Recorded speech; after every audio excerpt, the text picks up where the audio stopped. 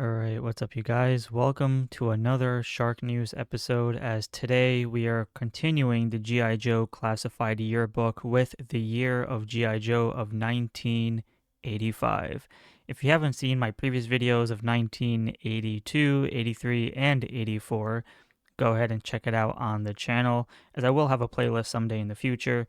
But do keep in mind for this particular video or series that I'm doing for Classified, this does exclude, I guess you can say, sub lines or sub teams with variant color schemes. I try to find the original O-ring figure that's exactly as close as we can to the classified version. So there might be some other names of figures that are not included in these lists or ones that you remember of. That's because, again, I'm focusing strictly on the aesthetic and color scheme that seems a little more appropriate to the original release of the figure. So, with that being said, huge shout out to 3djoes.com, Carson, for allowing me to use the photos in today's video. I will keep all the links in the description below, but for the time being, let's go ahead and check out what classified figures were made that resemble, or should I say, that were already released in the year of 1985, and what we can expect coming in the future, which is, again, not too many, but we will be, going down through all the years of memory lane. So thank you for supporting the channel. If you're not subscribed to the channel, please go ahead and do so. It'll definitely help it grow, and I appreciate for those who are enjoying these videos. So with that being said, let's go ahead and get started. So up first, we have none other than the G.I. Joe figure, otherwise known as Alpine. Now, I believe the voice actor of Alpine had recently passed away, so rest in peace to him. So when it comes to Alpine, here's the thing. I had a different vision of Alpine in my head before they even announced the figure. Whenever I was thinking of Alpine, I was like, I cannot wait for Alpine, and I had a different thought of what this figure would be in my head. And then the G.I. Joe team released Alpine, and unfortunately, I'm not the biggest fan of this figure, sadly. Not to say that it's a terrible figure or it's anything like superior or great or anything, but there's just something about it that I don't really like, and I think the Joe team could have done something quite better. Now, I know a lot of you may disagree with me because I know a lot of you actually like this Alpine figure, but for me, I think there's just something about it I don't really like, and it just needed to pop a lot more when it comes to like the accessories and the jacket and et cetera, et cetera. I mean, I can't really explain it because I have the vision in my head, but overall, it's not a bad figure. It's just, I kind of desired something a little bit more, but that's just my opinion on it. Otherwise, I do like the color schemes of it. I think it's a nice, appropriate update to the original figure.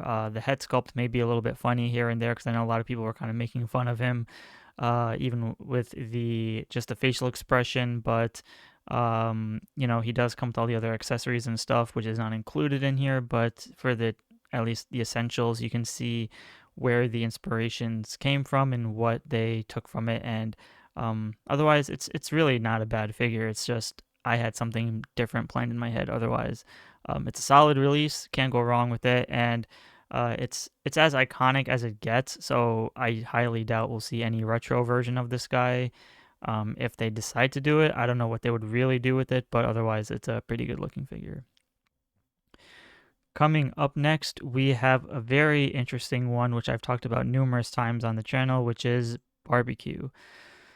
Now, Barbecue is a very fascinating scenario because he's one of the earlier figures in the classified line, part of the Cobra Island subline, and he is literally not just an updated version of the original 3-inch figure, but he looks as accurate as it can get. You know what I mean? Like, there's no flaws to this figure. Like, it's fantastic. It's a great 10 out of a 10 figure. I mean, even despite being exact to the T in some ways, some other minor updates here and there, it's just there's nothing they could really do to this figure to really strip it down or update it. Now, I know a lot of collectors would say if they do get a Barbecue, they want an alternate head sculpt with his orange hair. But, that's it's a possibility. However, again, just by looking at the figure itself, you can just literally look at it and be like, yeah, like I don't really know what they would do with it other than include another alternate head sculpt, unmasked, unhelmeted head sculpt. And the color schemes, all that look great. I mean, they did add some extra darker oranges by the knee pads and the torso, et cetera. But unless they want to really recreate that helmet like the original O-ring and give us that classier one, then I guess they could do it. But otherwise, like I said, like because it's one of the earlier figures, this is where the Joe team kind of went straight, you know, deep dive right into the source material and gave us exactly what fans wanted and just a huge good updated version. And not to mention, I do love that little green button or that green translucent, oh, it's actually not translucent, that green thing that he has right in the middle of his torso. Like that's probably one of my biggest highlights, is having a slight lime green color to pop against the gunmetal grays and oranges.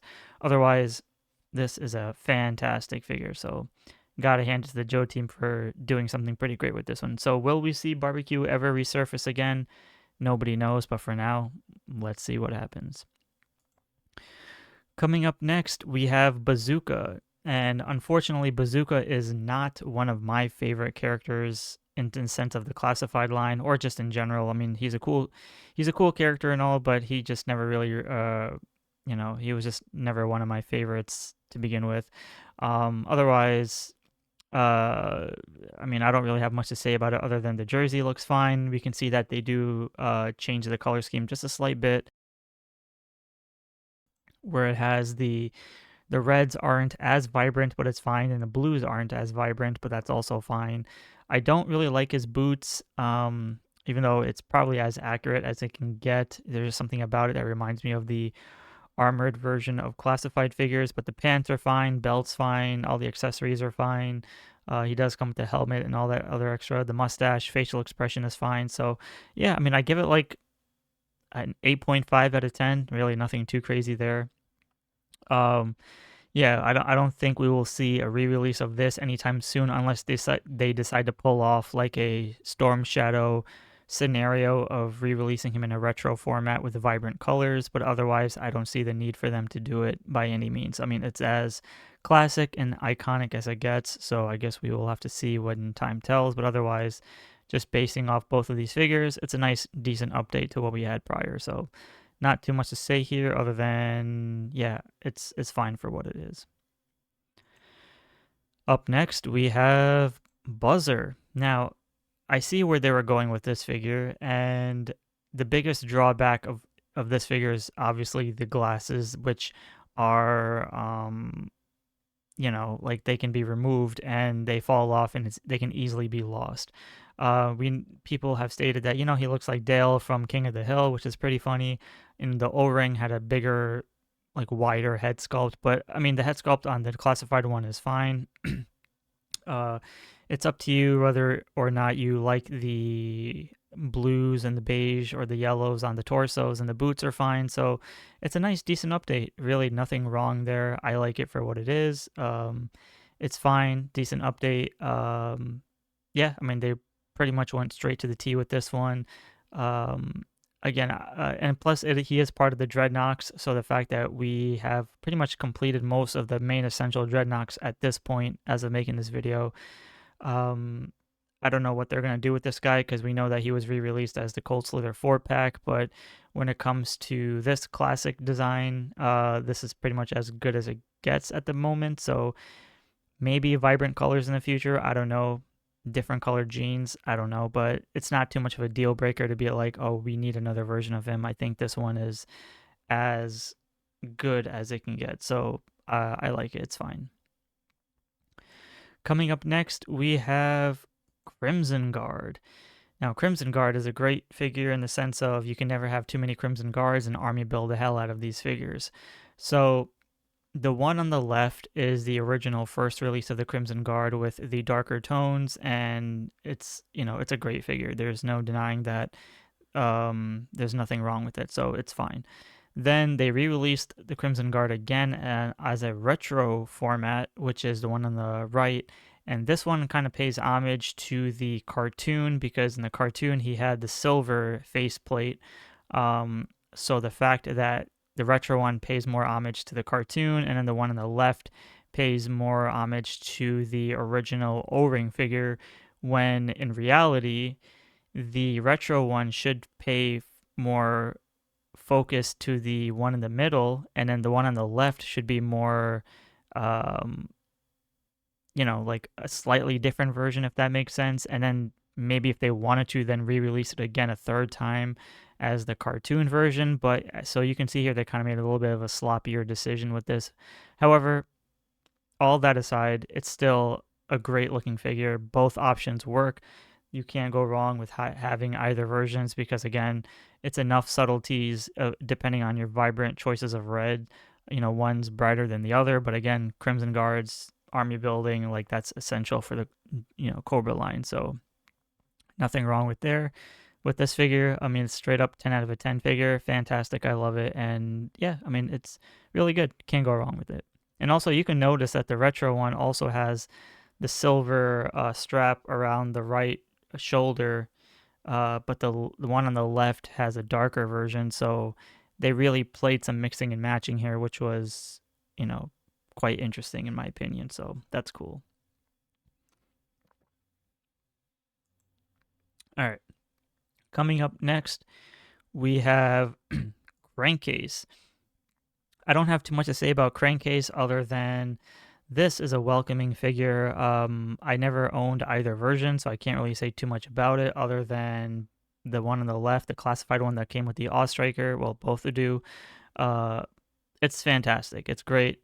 I love it. I mean, it's as iconic as it gets. Color scheme, design, head sculpt, mustache, hair, khaki pants and boots. Everything about it literally just looks just like a blown up version of what we had, just in a more slightly modern update. Therefore, don't really have too much to say about it other than the Joe team really did a great job with this one. Perhaps they could have easily did like a slightly or more updated version just to give it more of a contrasting difference, or in the sense of for those who never got a Crankcase could get one that's more accurate to the original O-ring. But perhaps we'll get a re-release of this guy that's a little bit more of a different design, just to make people be like, okay, this one's an O-ring version, and we'll get another one that's more like, I don't know, I guess classified update. I mean, I don't know if that makes any sense at this point, but otherwise it's a great figure, don't get me wrong. I love it. And he definitely works well with other figures and part of that green aesthetic of like, Clutch and, anyone that's in that green tones with the khakis. So this one's great. And there's no no nitpicking here. Otherwise, I like it for what it is.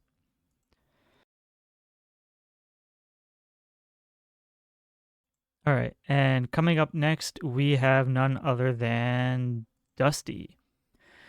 Dusty is a very fascinating scenario because Dusty came out around the time when I believe they were switching manufacturers, so the elbow joints and knee joints were kind of sloppy and miscolored.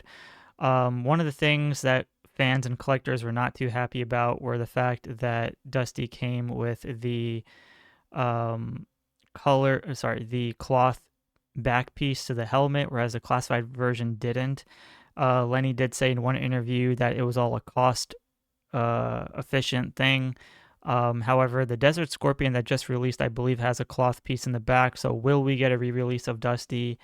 I'm not sure. I mean, this Dusty version is good as it gets. However, by looking at the camo of the original O-ring, it pops out with the darker browns and it's more spread out and has more of a symmetrical design to it, whereas the classified version is a little bit more dull and lackluster. So I hope, and plus, again, the helmet is a big deal breaker for me in the sense of not having that cloth in the back of the helmet. So perhaps we will get a re-release of Dusty with looking a little bit slightly better, but again, it's not that much of a deal breaker if, to get a re-release or not. But, it's as good as it gets. It's just the O-ring for me still feels a little bit far superior than what we had prior. So otherwise, everything else design-wise is as close and iconic that we can get. So it's fine for what it is.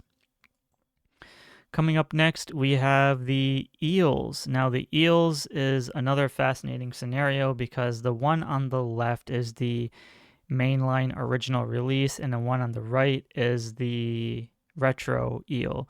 Now, it might look a little bit deceiving because the color schemes on the left looks more silvery-ish compared to the one on the right, which is more darker brown, or sorry, grays. The thing that they really kind of changed it, of course, they made the army builders a lot harder and difficult to get, but they did kind of discontinued the one on the left, and then they did the retro releases a lot more sporadic throughout the year or years. And so with subtle changes in color schemes on the backpack and I think the accessories, the one on the left to me still feels a bit far superior. However, and don't get fooled by the lighting because they're both roughly the same color grays. It's just the photography was a bit different. So um, very solid figures nonetheless. It's just, if you can't find the one on the left, and you'll easily tell the difference because it's the packaging. One's in the square with the artwork, and the other one has the classic bubble. So, you can't really get fooled by that. But otherwise, just take a look at the accessories. You'll know which version you have in the sense of one color scheme of the backpack. Or I think the logo is also different, so you might want to check that out too. And I think something with the eyes, but I'm not too sure. Otherwise, they really made this one exact to the T. Nothing too crazy there. Yeah, I mean, I would have loved to see like another modern, super updated version of an eel just to give us like a differentiate the two figures. But the fact that they didn't do it is kind of like, I mean, again, army builders, different designs, and then re-releasing the same exact figure in retro format. Bit sloppy on the Joe Team's department, but if it helps collectors get what they want, then that's great. But otherwise, the one on the left is still the essential rarer one out of the two, in my opinion. So best of luck to those who want to get this. Otherwise, it's a really solid figure. Up next, we have Flint. Now, Flint is a great example of modern and retro. The one on the left is the classified Cobra Island, or regular release version that was part of the Cobra, it's not part of the sub team, but they wanted to utilize the same photography of it. And then the retro one pays homage to the original O-ring that we see in the middle. I feel like they really don't get the idea of how to make Flint because if you watch the original cartoon, you'll know that Flint has this very macho and beefiness to him. And I feel like either versions don't give Flint that justice that he deserves. Design-wise, they're both great in their own merit, so you can't really go wrong with either choice. If you want to like use the one on the left for a different character, by all means, go for it. Otherwise, the retro one is the most ideal. It's just that his body looks a little bit too skinny compared to how he looked in the cartoon. So, yeah, otherwise boots, the black shirts, everything about it is just it's great. I mean, there's no too much of a difference here other than the one on the left was more part of the super updated armor design, whereas fans complained a little too much and they wanted their original Flint, and then we finally got their retro version. And again, both head sculpt are fine for what they are, and there is one more, the Arctic Flint, coming with the Haslab Snowcat, but that might be the most definitive Flint face expression. But either of these, I mean, the one on the left has like a newer, barber, new hair fade, whereas the one on the right is a little bit more, it's okay, but regardless, they're both fine. Unless you want to kit bash both of these into the ultimate Flint, that'd be up to you. Otherwise, you can't go wrong with either versions. Coming up next, we have Footloose, and I don't honestly have too much to say about it because Footloose was never in any of my favorite names of Joe characters to begin with. He ranks very low for me, and that's just my personal opinion. But for those who actually own Footloose, have stated that it's one of the best figures out there, and it's a very well done figure, and I agree with them. I do like the way it looks. It's a nice updated version of what we had prior in sense of I do like all the straps and then the pouches and the color schemes of just the figure itself. It's a little bit muted compared to the original O-ring, but it's fine for what it is. A lot of people probably didn't like the knee pad thing on the the classified version, but it's not too much of a deal breaker. Head sculpt looks great, hair looks fine. Just the overall design, you know, like I said, a lot of people are a big fan of this figure.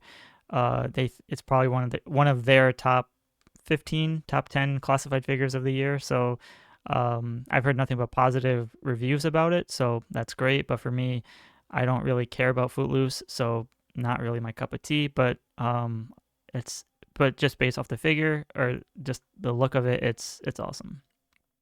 So yeah, great job. Would they ever re-release this guy again in a different color scheme as the O-ring? Don't know, but we'll see what happens. All right, coming up next, this is the only photo we have of Frostbite at the moment, and this is going to be a very interesting scenario because the one on the left is the Haslab Snowcat version, and as you can look at the original O-ring version, you can see here that the fur on the shoulders or even the hat of the original Frostbite is a lot lighter compared to the brown one that we got, and plus his boots are gray in the classified Haslab version. So will we see a retro version of Frostbite? I think we very much will see that, even though the design is as updated and modern as it can get, as a blown up 6-inch version of the 3-inch scale one. The face sculpt, all that is fantastic, but is the fur enough of a deal breaker to get a new version, like a retrofied version, for those who couldn't get the Haslab Snowcat? It's still a very big possibility, but for now, let's wait until we get some official photography photos, and then we'll see how that goes. Otherwise, I give it like a 9 out of 10. It's just the two variations of the fur is a big indication to show like we could get a retro one at some point, or like a re-release of the figure. So we'll come back to them at some point in the future. So for now, that's as good as it gets. Up next, we have Lady Jaye, and this poor girl has been gone through a lot when it comes to creating figures, in the sense of we had the original one on the left, and you know, we all know that Michael Cera head sculpt is not great by any means. Then she got the re-release of the retro carded with the lime green, so the classified scale was more based off the Operation Blackout design, but it removed the gold shin guards. The retro one is good. I mean, I have both versions, and I like to mix and match here and there depending on my time of day. She's the Arctic Lady Jaye that comes with the Haslab Snowcat has probably the best head sculpt. So, and she comes with a darker green pants that's more accurate to the cartoon. So will we get another Lady Jaye that's more cartoon accurate? Probably. It seems very likely. But if you want the more retro-y version, then the lime green one on the right is more definitive to match or resemble the O-ring. The classified one on the left is probably the more probably the more better. I don't know. I like the classified one a lot more than the retro one because it just has a bit more of a nitty gritty look to it. Otherwise, it's fine. I mean, I don't really know. Like, I think both versions are okay.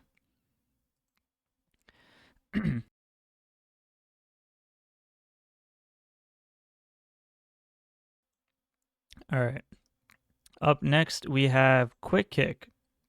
Now, this, I won't spend too much time on this guy because it's as accurate as it can get. However, I don't like those wristbands and I don't like that belt. Otherwise, the whole rest of the figure is like an 8 out of 10.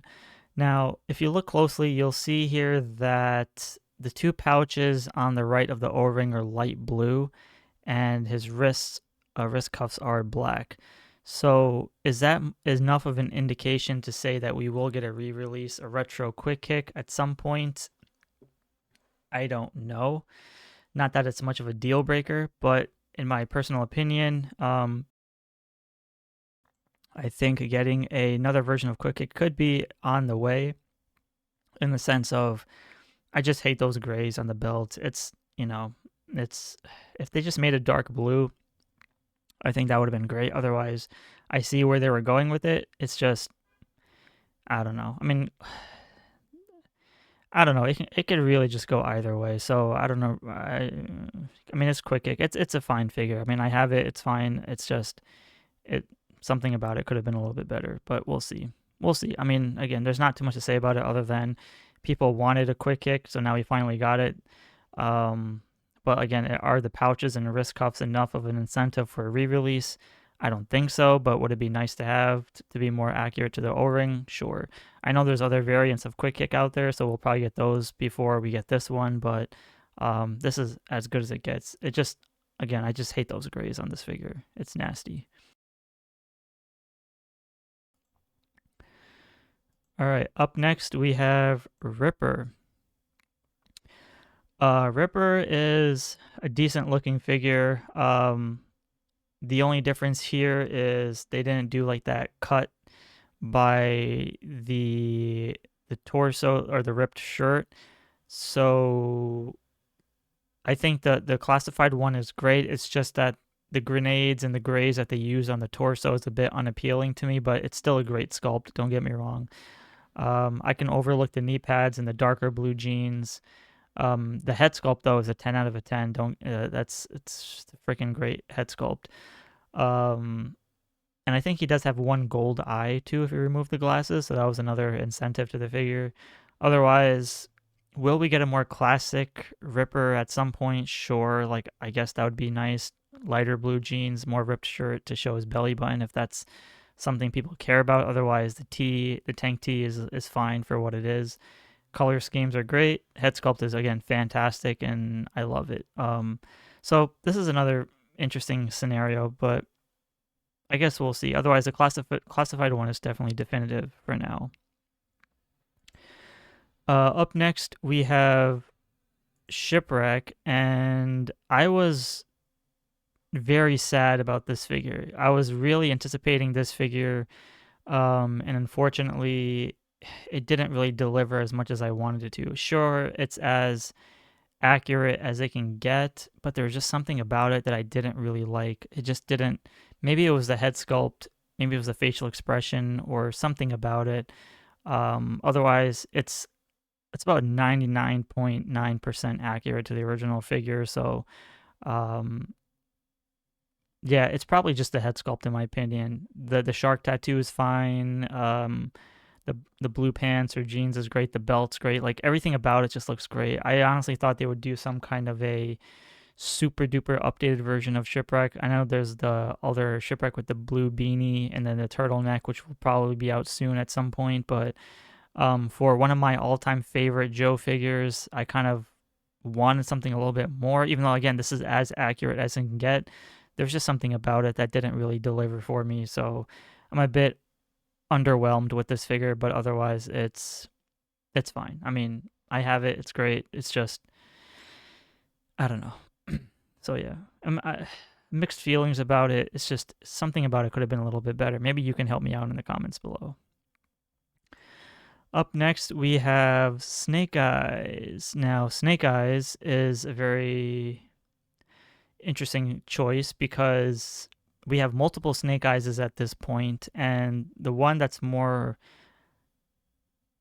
ninja-esque to the original O-ring in the middle is the one on the right, which is the Wave 1 or 2 version. I think it's Wave 1 Snake Eyes. Great modern super duper update. The one on the left is the 00 Snake Eyes, the first ever classified figure release, which is probably the rarest, one of the rarest ones at this point. We don't really have a Snake Eyes that's pretty much all pure jet black. That's more in the ninja aesthetic, whereas the one on the right is completely modified into the classified updated version, whereas all the other retro ones are more based off of the Alpha Commando or the cartoon, etc. So I think we still have to wait for an original classier Snake Eyes to look more like this. Otherwise, the one on the right is still superior. It's definitive enough, and people will like it. Otherwise, it's either option would work. It just depends on your preference on which version you want. But maybe at some point they'll give us, like I said, an all like in more blackered matte finish version of Snake Eyes. And even though the visor on the one on the left, the 001 is silver, um, you know, I don't know. So I think the one on the right is definitely more definitive. It's just depending how you want to portray it. Otherwise, I'm sure we'll probably see another Snake Eyes at some point. Up next, we have Snow Serpent. Now, Snow Serpent is a very welcoming addition in the sense of you can never have too many to army build. It's just that the one on the left was the mainline release that came with the wolf head and the snowboard, etc., etc. The one on the right is the retro version that's stripped down in the accessories department, but has more vibrant whites and lighter blues to match the original O-ring. And you can also see here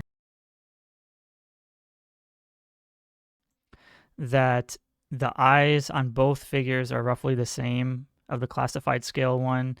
Just they have the white outlines, whereas the original O-ring still has just the all black mouthpiece and the eyepiece. But yeah, I mean, either version still works. Again, you can never go wrong with too many army building of Snow Serpents. It's just that the one on the left, the main line, can be like more of the leader, the upper rankings, because it has like the wolf head and all the other accessories, whereas the one in the retro can be more of the backup lower ranking Snow Serpents. So otherwise it's fine. I mean, it's good for what it is. So good for them for making at least versatilities for both versions to have in the collection. It's like the Snow Serpent, Tele-Viper pretty much got the same treatment, except the Tele-Viper on the left came with the Trouble Bubble. The one on the right is the retro card back. Now, there are some minor key differences here other than the vest, which is one is more padded up and covered. The other one is not. It's more classier like the original O-ring. The one on the left has a long sleeve, black long sleeve with black gloves because it helps change the alternate head sculpts that come with different skin tones. So then it would have made easier for them to have a black long sleeve to cover up the different skin tones when you alternate the heads in the extra helmet version, which is pretty sick. And plus it comes with the vehicle. Whereas the one on the right is just the straight up white arm, and then the other head sculpts with the text on the goggles. So that says like alert and stuff, and it's more vibrant colored blue compared to the mainline release on the left. So both options work, and plus you can see that they utilize the same belt on the retro and the O-ring one compared to the mainline. So I call this one a great update from modern to retro, and both versions would great because again, if it's army building, then you can never go wrong with it. So both versions are fine. Coming up next, we have Tomax and Xamot. I honestly don't have too much to say about these two other than I just simply don't like the grays on these figures. The classified one, the grays are so unappealing and it gives me a headache. Otherwise, the head sculpts are fine, the blues are fine, designs are as accurate as they can get. I think at some point they'll give us a cartoon version of Tomax and Xamot with the mullets and the more angrier head sculpts. They kind of missed the mark with the Crimson versions, but these are as great as it gets. So I don't really have too much to say about it other than at least we got two essential Cobra characters of the twins into the lineup. So I'm sure we haven't seen the end of these two because we still got to get the ones with the suit versions from the cartoon. Otherwise, I don't think we will ever see these two come back in a retro-y format because there's really no need to do it. So, yeah, I mean, these are great. Last but not least, we have Torch, and Torch is a very awesome looking figure. I like it for what it is. I just don't like those Dr. Mindbender reuse of the boots. Otherwise, everything else about it is great. The upper half of the figure is like a 10 out of a 10. They molded on the glasses, unlike Buzzer and Ripper, so Torch kind of wins over the definitive Dreadnought at the moment. Leather jacket, great. The silver chains, great. The holsters, all that fine. Chains, and then the flame tattoos, great. Will we see a retro one? I don't know. Don't think so, but never say never otherwise. This one is still great for what it is. So not too much to say here about this figure other than if they give us like another version of different colored blue jeans. Otherwise, this is as iconic as it gets. So this could be like a one and done deal for this particular character. All right, and when it comes to the last remaining figures of who's left for 1985, the class of 1985, we have the one and only Airtight, who's the biggest draw of the 1985. We pretty much completed about 95% of 1985 as the last remaining figures, aside from Airtight, to kind of complete it off is Heavy Metal, Keelhaul, Lampreys, and Toll Booth. Other than that, we will pretty much complete 1985 at this point, and that's freaking awesome. So I know Sendel Krishnan and some people were agreeing that they wanted to see what these figures look like, but I'm going to save that for another video. So for now, the list just helps you get an idea of how many are left. So with these last remaining 5 figures of 1985, we'll pretty much be done with that as well. So pretty sick. So with that being said, lengthy video, but I'm having fun doing these.